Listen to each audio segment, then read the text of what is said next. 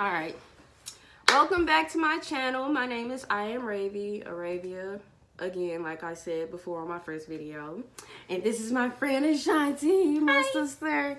So we gonna do her makeup, we gonna talk about some things, get stuff done, and then we gonna take a little baby. Hey! You'll hear her in the background. I'll tell the world, okay? Because I went through the worst. So, where to start? Elena. Okay, so... Just gonna say that. Okay, so, I started actually having contractions the day of my baby shower, which was on the 16th. Okay. Yeah, I woke up having contractions, and I was just like, yeah, no. My mom was just like, oh, no, you need to tell Elena to hold on because we having this baby shower. And so it went away. They were just Braxton Hicks, so thank God. She was there. She knows. So, She did it. So fast forward to Friday, June 22nd. Went in for a regular appointment. They were saying that I was at risk of having preeclampsia, which is when your blood pressure gets too high, you could potentially have a stroke or have seizures. She was just like, so we're gonna send you downstairs because we're going to induce you. And I was like, okay. Ooh. And so she was just like, okay, yeah, so today you might be having a baby. And I was like, okay. So I called my mom, and my mom was just like, okay, well, I'm leaving work now. I'm walking right out. I was like, can't just walk out. You work in a nursing home. She like, forget them like, old forget people. these old people. My grandchild is about to be born. So, of course, my mom did what moms do and, like, literally told everybody. Okay. And so then they took me over there. I had to change. I got it all set up. I had to do an IV and everything. And so to induce me, they gave me a pill first. So they give you 3. They give you 3 methods. So you do the pill, you do a balloon, and then they'll give you, if you did not hear that because my child is interrupting me, a pill, balloon method, and then Pitocin, which goes into your IV. They gave me magnesium, which was so that I wouldn't have stroke. Elena. They gave me the magnesium again. And so with that, it pretty much impaired me to walk. So I wasn't able to walk. And because of that, I wasn't able to use the restroom. So I had to also get a catheter. Yay. And if you don't know what that is, it goes in your little pee-pee hole. And it's a tube, and it goes to a... It goes to a bag and it just collects your urine. I don't even know what time it was. Honestly, y'all, I literally don't know what time of day it was. I was out of it. I had pain medicine, which made me feel like I had to throw up. The magnesium felt like it will make you feel like you're on fire because you feel like you're hot. You gonna be sweating this? Oh no. Like you're hot. So the magnesium is making you hot. You know, then you're feeling like you have to throw up because these contractions, and then they gave me that medicine, which made me feel nauseated. And then they gave me the medicine for nausea, which made me feel dizzy. So it knocked me out. I was out for like an hour and a half, and I don't even remember what happened during that time. Oh, Jesus. So then I dilated to 4. But that, I mean, 4 out of 10. You have to go all the way to 10 in order for them to say, okay, it's time for you to push. Sweet joy. Okay, so I told my mom, I was like, Mom, I feel like I just peed on myself. And she lifted up the covers and she checked and she felt on the bed and she was like, well, honey, there's nothing there. It's dry. She put it back down. I was like, okay. I know what piss felt like.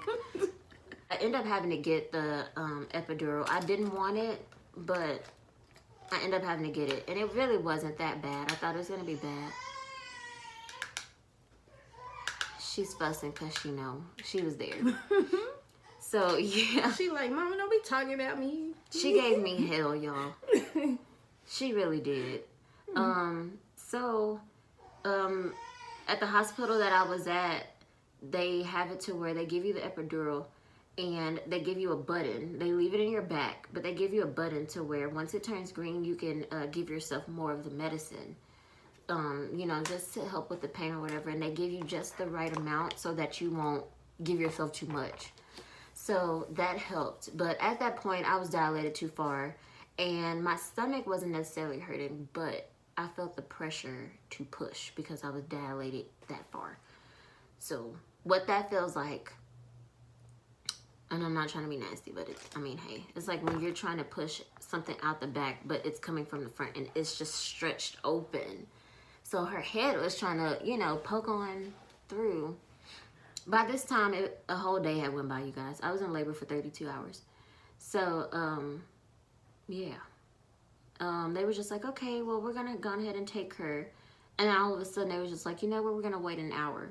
And I told the nurse, I was like, you can wait an hour if you want, but she's going to be out by then because I'm not holding on. I can't, you know. So they were just like, okay, never mind. We'll go ahead and take her. So they told everybody to get out. They asked who all I wanted in the room. I was just like the dad and my mom. That's it. I don't want anybody else looking at my little privates. So, yeah. It took like an hour and a half to push because my contractions were 15 minutes apart. So every time you have a contraction, you push. Once she slapped me out of my little miniature coma that I was in, I pushed her out. And she came out sounding like a little cat. And her dad was down there at the end watching the whole time, jumping. And they weighed her. And she was 6 pounds, 15 ounces, 21 inches. So pretty much like 7 pounds almost. And then they gave her to me. And they put her on my chest, which that's called skin to skin for those who don't know. And that's just so that your baby and yourself can bond. They get to know who you are. You know, that's how they are able to tell, oh, that's my mom, you know. So while they were doing that, here's the fun part, I was getting stitches.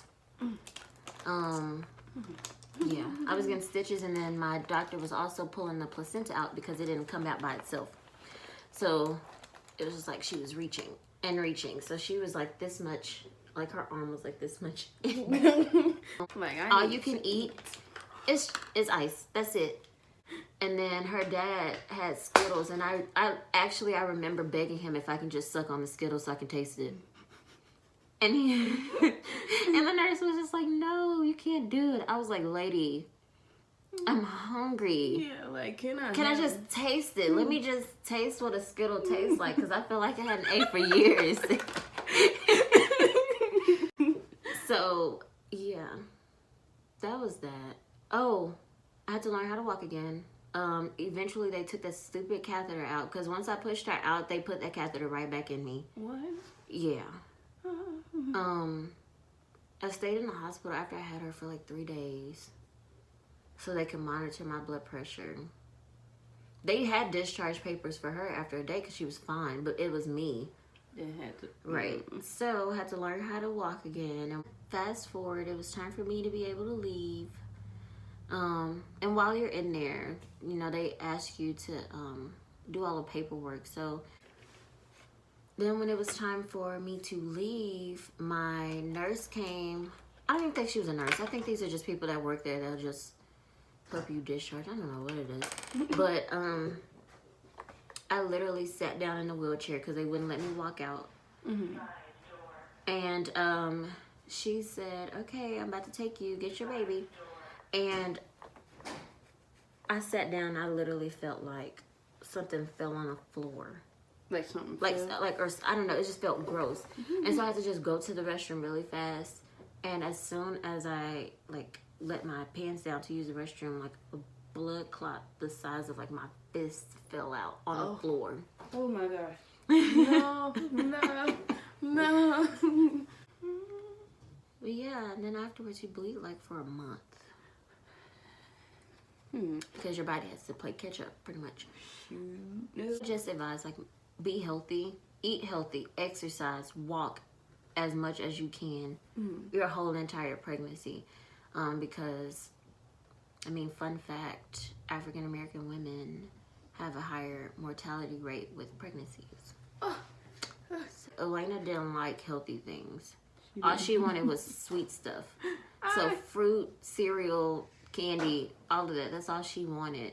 And I didn't have the normal morning sickness. I didn't throw up. It went down the other way. Oh. Yeah.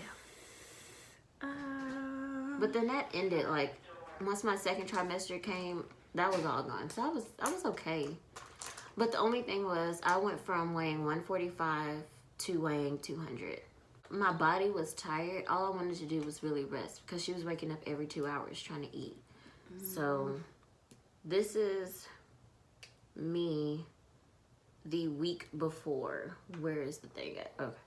That's me. That's how big I got. I dropped 10 pounds after having her. Because, I mean, that was just her, from her and that sack, you know, and that went away. Right.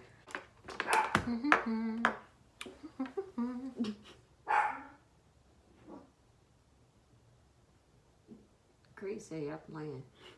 I'm like, who is I run this? this, right. And it's a girl. He better be happy. Is he fixed? Oh, Lord. Hope she is. She probably not. She knew. Chris, she too young for kids.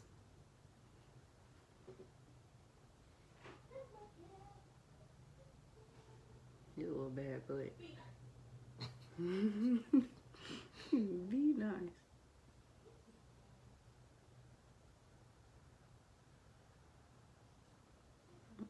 Nobody can rap on that.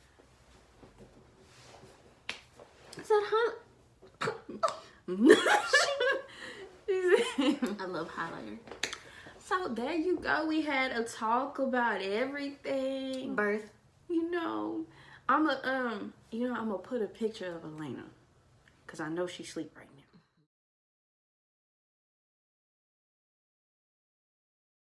now. She is knocked out, but yeah, she is so cute. She is so cute. She's so bad, but she's cute. A blessing. But It's been fun. Thank you, friend. we are going to go try to play tennis. She's gonna play. I'm gonna watch. We're gonna play tennis. And we're gonna see how that go. But yeah, thank you for watching, and subscribe to my channel. Please, and and continue thank to you. watch, because there's going to be other stuff on there. Maybe pranks, maybe, I don't know.